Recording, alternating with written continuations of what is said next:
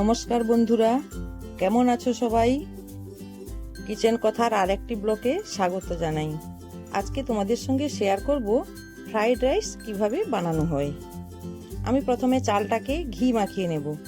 এই ঘি মাখানোর ফলে ফ্রাইড রাইসটা খুব ঝুরঝুরে হবে। আর এটাকে আধ ঘন্টা মাখিয়ে আমি ঢাকা দিয়ে রেখে দেব।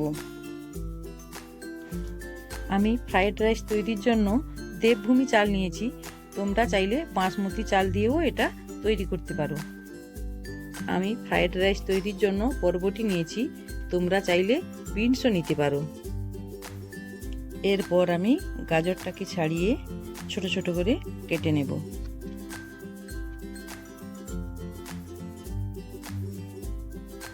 এরপর ক্যাপসিকামটাকে আমি ছোট ছোট করে কেটে নেব।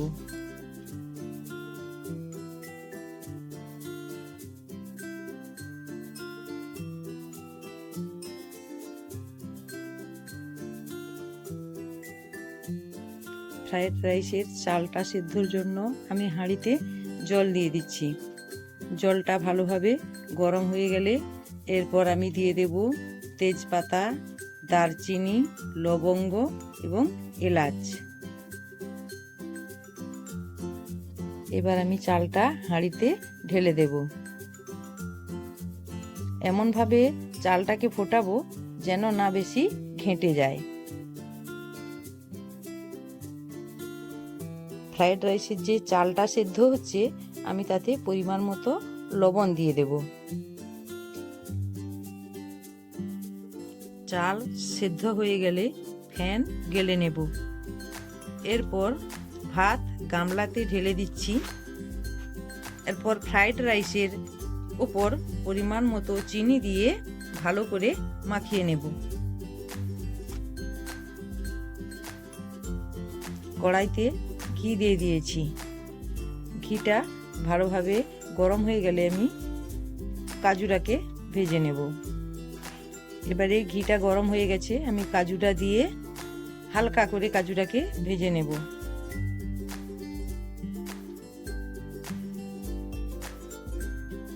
এবারে কাজু ভাজা হয়ে গেছে, এবারে আমি কিশমিশটাকেও হালকা করে ভেজে নেব।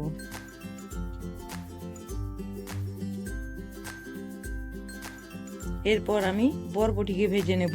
বরবটিটাও হালকা করে ভেজে নেব, বেশি ভাজা হবে না, কারণ বেশি ভাজলে ওটা একটু কালো দেখাবে।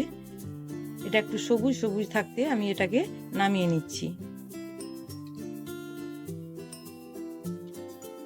এরপর আমি গাজরটাকেও ভেজে নেব। গাজরও একই পদ্ধতিতে ভেজে নেব, বেশি ভাজবো না, হালকাভাবেই ভেজে নেব। এরপর আমি ক্যাপসিকামটাকে ভেজে নেব। ক্যাপসিকামও সবুজ সবুজ থাকতে আমি নামিয়ে নেব।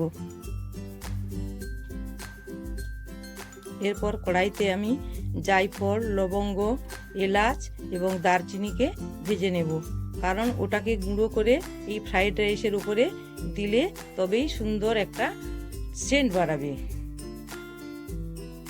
এটা ভাজা হয়ে গেছে। এরপর আমি কড়াইতে ঘি দিয়ে দিচ্ছি। ঘি দিয়ে প্রথমে ওই লবঙ্গ, এলাচ আর দারচিনি, তেজপাতা, কাঁচা লঙ্কা সবই ফোড়ন দিয়েছি। এই ফোড়ন দিয়ে যে সবজিগুলো আমি ভেজে রেখেছিলাম ওই সবজিগুলোকে আমি ঢেলে দেব। সুন্দর করে একসঙ্গে মিশিয়ে এইটা আমাকে ফ্রাইড রাইসের উপরেই আমি ছড়িয়ে দেব।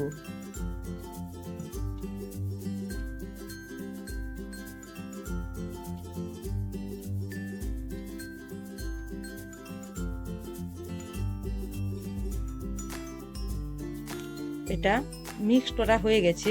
এবার আমি ফ্রাইড রাইসের উপরে দিয়ে ভালো করে মাখিয়ে নিচ্ছি।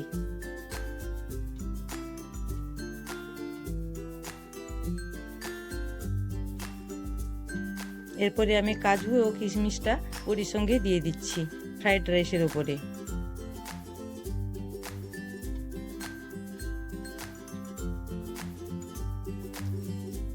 এরপরে আমি ঘি দিয়ে দেব,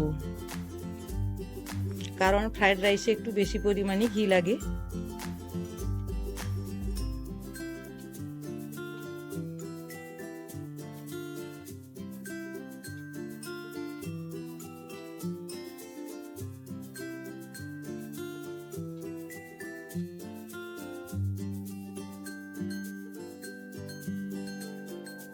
এরপর আমি জায়ফল, লবঙ্গ, এলাচ আর দারচিনি যে ভেজে আমি গুঁড়ো করে রেখেছিলাম ওইটাকে আমি ফ্রাইড রাইসের উপরে ছড়িয়ে দেব।